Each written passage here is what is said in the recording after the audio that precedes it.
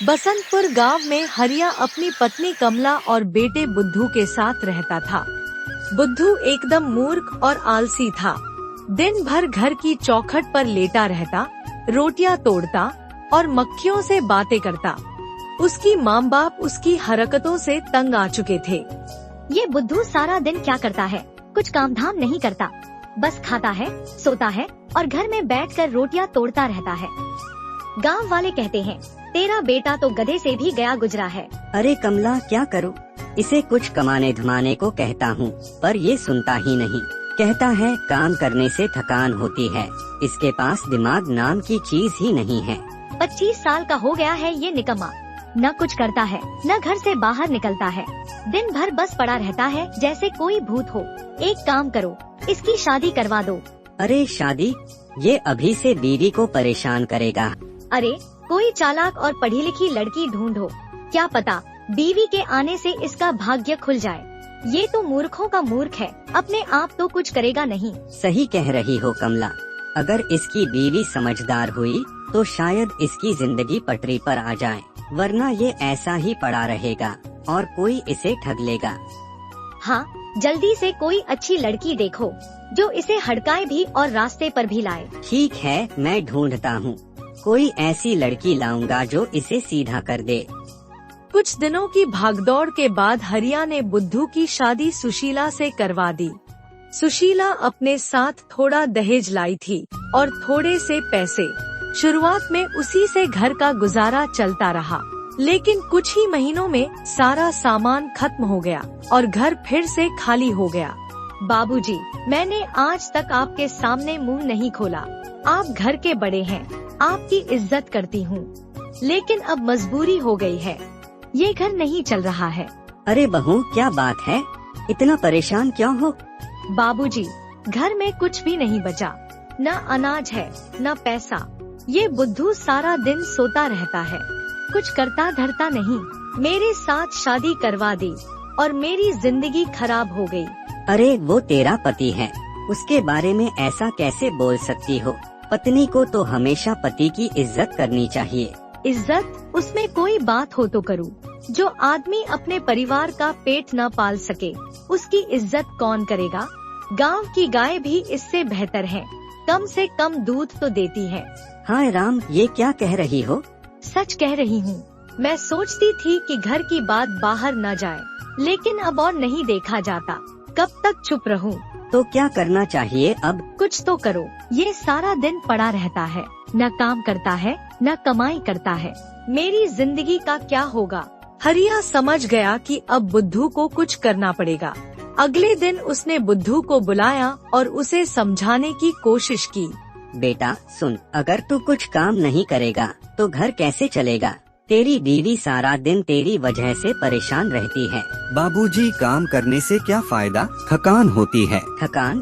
अरे तेरी बीवी थक रही है रो रो कर। तू एक काम कर, कहीं से कुछ ज्ञान सीख कर ला। ये कुछ पैसे ले जा, रास्ते में जरूरत पड़ेगी।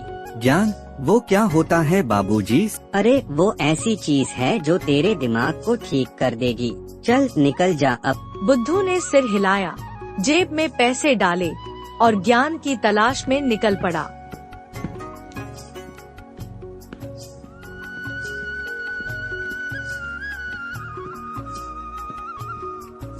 बुद्धू कई दिनों तक भटकता रहा। जंगल में भूखा प्यासा चलते हुए उसे एक साधु मिला। साधु पेड़ के नीचे बैठा था और उसकी आंखें बंद थी। साधु जी नमस्ते। मैंने सुना है आप बहुत बड़े ज्ञानी हैं, लोगों को ज्ञान देते हैं। हाँ ज्ञान देता हूँ, लेकिन क्या है तेरे पास पैसे हैं?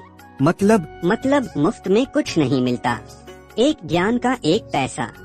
बोल कितने पैसे हैं? बाबूजी ने 50 पैसे दिए थे, रास्ते में खर्च हो गए। अब 4 पैसे बचे हैं, ये लीजिए। ठीक है, 4 पैसे मिले तो 4 ज्ञान दूंगा। कान खोलकर सुन और याद रखना। हाँ साधु जी बोलिए। पहला ज्ञान, जिस बात को 5 लोग कहें उसे सच मान लेना चाहिए। दूसरा ज्ञान, धन मिले तो किसी को भी इसके बारे में मत बताना। तीसरा ज्ञान, बीवी को कभी सच बात नहीं बतानी चाहिए। चौथा ज्ञान, अपने मालिक या राजा को हमेशा सच बोलना चाहिए। साधु जी ये तो 4 लाइनें हैं, इससे मेरी जिंदगी कैसे सुधरेगी? अरे मूर्ख, इनका मतलब समझ और इनका इस्तेमाल कर। अब जा, मेरे पास और काम है। बुद्धू ने चारों बातें अच्छे से याद की और घर की ओर चल पड़ा। रास्ते में सोचता रहा, ये ज्ञान तो आसान लगता है, देखते हैं क्या होता है। घर लौटते वक्त बुद्धू को रास्ते में एक जगह भीड़ दिखी। एक भिखारी मरा पड़ा था, उसके कपड़े फटे हुए थे और लोग उसे हटाने से डर रहे थे। इसे कौन छुएगा? भूत बन जाएगा। अरे इसे जंगल में फेंक दो। कोई हटाए इसे, गंदगी फैल रही है। हाँ, जंगल में डाल दो। जल्दी करो, बदबू आ रही है। बुद्धू ने सोचा, 5 से भी ज्यादा लोग कह रहे हैं। साधु का पहला ज्ञान कहता है, इसे सच मानो। उसने हिम्मत की, भिखारी को उठाया और गांव से बाहर जंगल में फेंक दिया। तभी उसके फटे कपड़ों से ढेर सारे रुपए गिरने लगे। अरे बाप रे, ये तो ढेर सारा पैसा है। दूसरा ज्ञान किसी को नहीं बताना। ठीक है, चुप रहता हूँ। बुद्धू ने सारे रुपए जेब में रखे और चुपचाप घर की ओर चल दिया। रास्ते में खुशी से गुनगुनाता रहा।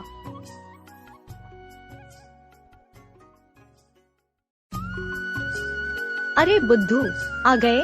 कहाँ घूमते रहे इतने दिन? क्या ज्ञान सीख कर लाए? मुझे भी तो बताओ। तीसरे ज्ञान को याद करते हुए, अरे कुछ खास नहीं सीखा, बस थोड़ा बहुत भूख लगी है, खाना दे दो। बाहर रहे इतने दिन और कुछ खास नहीं, कुछ तो बताओ ना। अरे क्या बताऊं, साधु से 4 बातें बताई, बस अब खाना दे दो। बुद्धू ने न ज्ञान की बात बताई न रुपए की। उसने उन पैसों से एक अच्छा मकान बनवाया, घर में नई नई चीजें लाई और उसका रहन सहन बदल गया। पड़ोसियों को जलन होने लगी। अरे बहन, ये बुद्धू पहले तो गांव का पागल कहलाता था, अब देखो कितना मालदार हो गया। सुंदर मकान बनवाया, क्या करता है वो? सच कहूँ राधा, मैंने तो उससे कभी पूछा ही नहीं। वो सारा दिन घर पर ही रहता है। अरे घर पर रहकर कौन सा काम होता है? जो मर्द अपनी बीवी से अपनी कमाई छुपाए, वो जरूर कोई गलत धंधा करता है। क्या कह रही हो? मुझे तो अब डर लग रहा है। डरने की बात ही है, अगर वो तुमसे सचमुच प्यार करता तो कुछ नहीं छुपाता। आज रात उससे पूछो। ठीक कहती हो, आज रात उससे सच उगलवाऊंगी। ओए बुद्धू, सच बोलो, ये सारा पैसा कहाँ से आया? कुछ काम तो करते नहीं, फिर ये मकान धन कहाँ से? कहीं गलत काम तो नहीं कर रहे? अरे मैं मेहनत से कमाता हूँ, खून पसीना बहाकर। मेहनत? सारा दिन घर पर पड़े रहते हो, मैंने तो तुम्हें कभी काम करते देखा ही नहीं। सच बोलो, वरना मैं मायके चली जाऊंगी। अरे सच जानकर क्या करेगी? तुझे तो सब मिल रहा है, कोई परेशानी हो तो बताओ। परेशानी ये है कि मुझे कुछ पता ही नहीं। सच बताओ, नहीं तो अकेले पड़ा रहना यहाँ। बुद्धू ने सोचा कि सच बताए, लेकिन तभी उसे साधु का तीसरा ज्ञान याद आया, बीवी से सच मत बोलना। उसने एक झूठ गढ़ लिया। ठीक है, सुनो, मैंने बाजार से 1 किलो देसी घी खरीदा, रात 12 बजे एक सांस में पी लिया, बस फिर ढेर सारा धन मिल गया। घी पीने से पैसा मिलता है? हाँ, अब सो जा, कल सुबह जल्दी उठना है। अगले दिन सुशीला ने राधा को ये बात बता दी। राधा खुशी से पागल हो गई। अजी सुनते हो, बुद्धू की मालदारी का राज पता चल गया।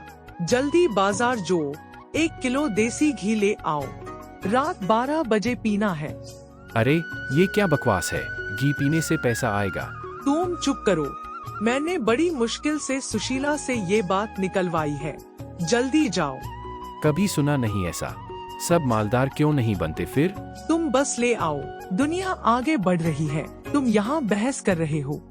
राधा का पति बाजार से 1 किलो घी ले आया।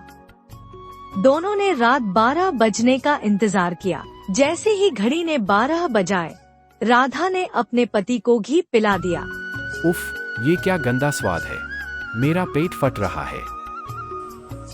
थोड़ी देर बाद वो दर्द से चीखने लगा और मर गया। राधा रोती हुई मुखिया के पास पहुंची। मुखिया जी, मेरा पति मर गया। बुद्धू ने कहा था कि 1 किलो घी पीने से धन मिलता है। मैंने पिलाया और वो चला गया। बुद्धू को बुलाओ, ये क्या बकवास फैला रहा है। मुखिया जी, मेरी बात सुने। सच बोल, नहीं तो सजा मिलेगी। ये क्या 1 किलो घी का नुस्खा है। बुद्धू को साधु का चौथा ज्ञान याद आया, राजा या मालिक से सच बोलना। उसने सारी बात खोल दी। महाराज, मेरी बीवी मेरी मालदारी का राज पूछ रही थी। मैंने झूठ बोल दिया कि 1 किलो घी पीने से धन मिला।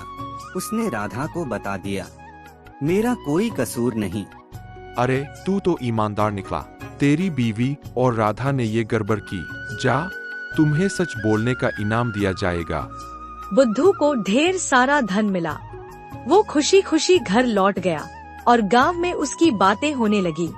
अगर वीडियो पसंद आए तो लाइक, कमेंट और सब्सक्राइब करें।